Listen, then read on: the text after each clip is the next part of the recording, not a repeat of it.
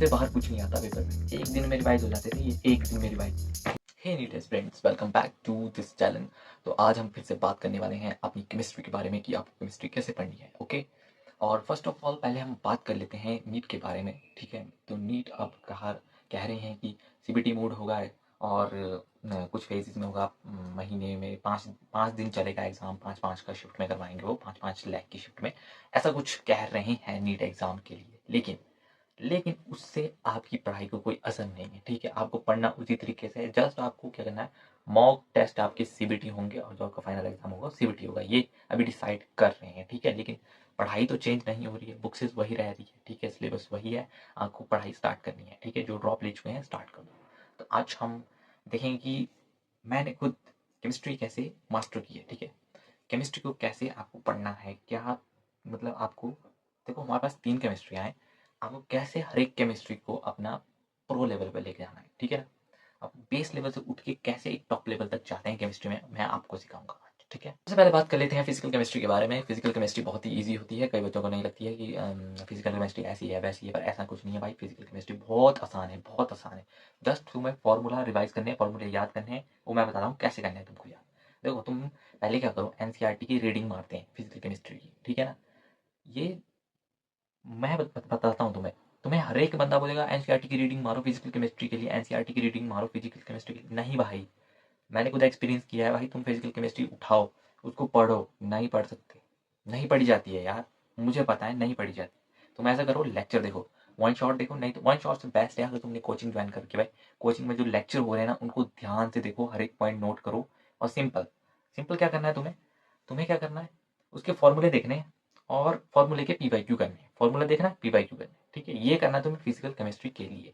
और तुम्हें मैं लास्ट में एक बोनस टिप देने वाला हूँ, तो वीडियो के एंड तक रहो। ठीक है, तो हमारी जो सेकंड केमिस्ट्री आती है वो आती है हमारे पास इनऑर्गेनिक केमिस्ट्री। इनऑर्गेनिक केमिस्ट्री को मैंने देखा है, बहुत सारे बच्चे और बहुत सारे टीचर कहते हैं कि वो बायोलॉजी की तरह रट्टा है। बिल्कुल सही है, बायोलॉजी की तरह रट्टा है। और हाँ, बायोलॉजी की तरह ही है सेम इनऑर्गेनिक केमिस्ट्री, बट वहाँ पे कुछ कॉन्सेप्ट भी होते हैं। ठीक है, इनऑर्गेनिक केमिस्ट्री में भी कॉन्सेप्ट है, आप लोगों को नहीं लगता होगा लेकिन है उसमें कॉन्सेप्ट। जैसे कि आपका कोऑर्डिनेशन चैप्टर है, ठीक है, उसमें भी कॉन्सेप्ट चलता है।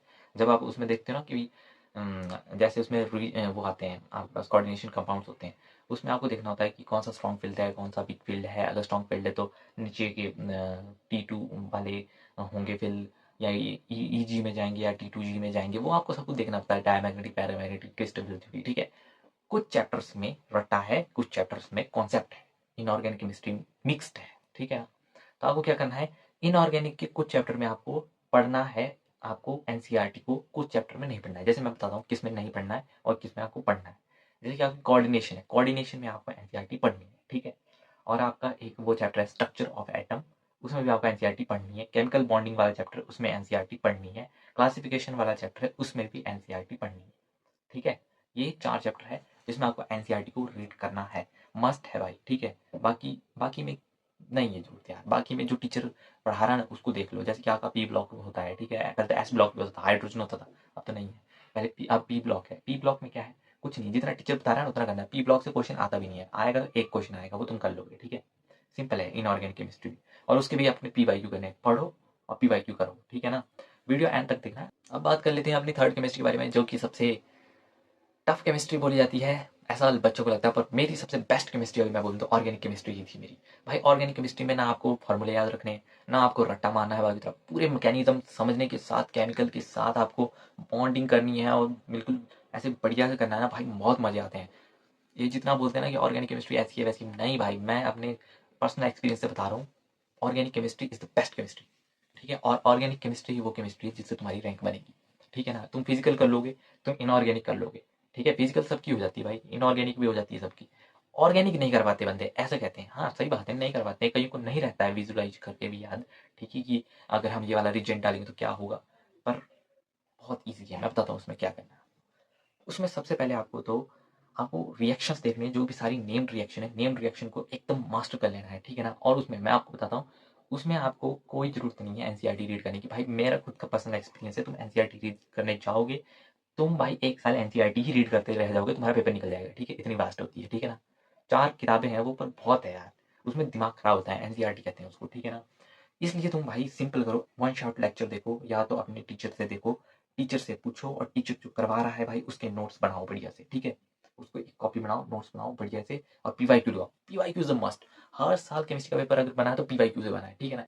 तो अभी तक मैंने ऐड किए वो पॉइंट्स कि तुम्हें फिजिकल केमिस्ट्री में अपने फॉर्मूले रिवाइज करने हैं और पीवाईक्यू करना है। इनऑर्गेनिक में तुम्हें 4 चैप्टर की थ्योरी पढ़नी है जो कि तुम्हें एनसीईआरटी से पढ़नी है। स्ट्रक्चर ऑफ एटम से, केमिकल बॉन्डिंग से, पीरियोडिसिटी वाला चैप्टर है और कोऑर्डिनेशन वाला है, वो तुम्हें चारों पढ़ने हैं और उसके बाद तुम्हें पीवाईक्यू करना है। ऑर्गेनिक में तुम्हें कुछ नहीं करना, ऑर्गेनिक में तुम्हें एनसीईआरटी को अवॉइड करना है और जो टीचर के नोट्स है उसको लेना है, पढ़ना है, क्योंकि ऑर्गेनिक केमिस्ट्री बहुत वास्ट है, ठीक है। और उसके भी पीवाईक्यू करने हैं। अब जो मैं कह रहा था तुम्हें कि मैं तुम्हारे बोनस टिप के बारे में बताऊंगा वो क्या है। अब देखो, बोनस टिप ये है कि नोट्स, तुम्हें किस टाइप के नोट्स चाहिए होंगे एंड में। तुम नहीं कर पाओगे पेपर से 5 दिन पहले, नहीं कर पाओगे तुम पेपर से 20 दिन पहले, नहीं कर पाओगे तुम महीने पेपर के 1 महीने पहले रिवीजन। मैं 100% गारंटी देता हूँ, ठीक है ना। नहीं कर सकते तुम। तुम्हें चाहिए शॉर्ट नोट्स, खुद के बनाओ। मैं दिखाता हूँ मेरे शॉर्ट नोट कैसे है। ये देखो, ये है फिजिकल केमिस्ट्री के शॉर्ट नोट। इतने पतले शॉर्ट नोट है। देखो ऐसे होते हैं शॉर्ट नोट, इस टाइप के दिखते हैं कुछ, ठीक है। ये फिजिकल केमिस्ट्री के। चलो मैं एक एक दिखा देता हूँ आपको, ठीक है। अपने पास ये केमिकल काइनेटिक्स का पूरा नोट्स है, ठीक है। इसमें सारे ग्राफ्स दिख रहा होगा तुम्हें, अगर नहीं दिख रहा तो भाई मैं क्या कर सकता हूँ, देखो ढंग से देखो। इसमें पूरे ग्राफ्स लिखे हुए हैं, ठीक है। इसमें सारे ग्राफ हैं और इसमें सारे फॉर्मूलेज हैं। इनसे ही मेरे क्वेश्चन बन जाते हैं भाई, इनसे ही केमिकल काइनेटिक्स के मेरे सारे क्वेश्चन बने इनसे, ठीक है। ऐसे ही मैं तुम्हारे को दिखाता हूँ। देखो ये है मेरी इनऑर्गेनिक केमिस्ट्री। इनऑर्गेनिक केमिस्ट्री में मैंने बहुत छोटे नोट बनाए थे, ठीक है।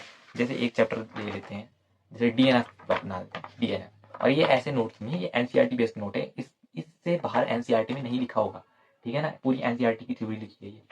इस टाइप के होते हैं, देखो देख लो तुम एक बार। इनको पढ़ना पड़ता है भाई, ठीक है, तब निकलता है। ऐसे तुम्हारे को मैं ऑर्गेनिक के दिखाता हूँ। ये देखो ऑर्गेनिक केमिस्ट्री के ये नोट्स है, ठीक है। ये नोट्स बनाए। अब जैसे हेलो एल्केन्स वाला चैप्टर ले लेते हैं। देखो हेलो एल्केन्स वाला चैप्टर है, बहुत अच्छे से किया हुआ है। देखो यहाँ सब कुछ लिखा होगा, पूरे यहाँ की नेमिंग उनकी। देखो ये देखो तुम, ये रिएक्शंस है, ठीक है। यहाँ भी रिएक्शंस लिखी हुई है। ये देखो पीछे कन्वर्जन रिएक्शन सारी यहाँ लिखी हुई है, जो भी होता है। देखो nitration, sulphonation, Friedel Crafts, alkylation, reaction with metal, Fittig reaction, everything, unimolecular, bimolecular, सब लिखा हुआ है, ठीक है। ऐसे तुम्हें बनाने हैं, ठीक है ना। ऐसे मैं तुम्हारे को और भी दिखाता हूँ। देखो एल्कोहल फिनॉल्स के और ये अमाइंस के तुम्हें ऐसे बनाने हैं, ठीक है। और इसमें देखो सारे लिखे हुए हैं, कैसे छोटे छोटे ऐसे बना के ऐसे लिखे हुए हैं। देखो रिएक्शन पूरे लिखे हुए हैं, यहाँ भी लिखे हुए हैं, देखो पूरे रिएक्शन। यहाँ देखो यहाँ से OH लिख दिया, यहाँ पे जैसे यहाँ एक OH लिखा, देखो फिनॉल लिखा मतलब मैंने, है ना।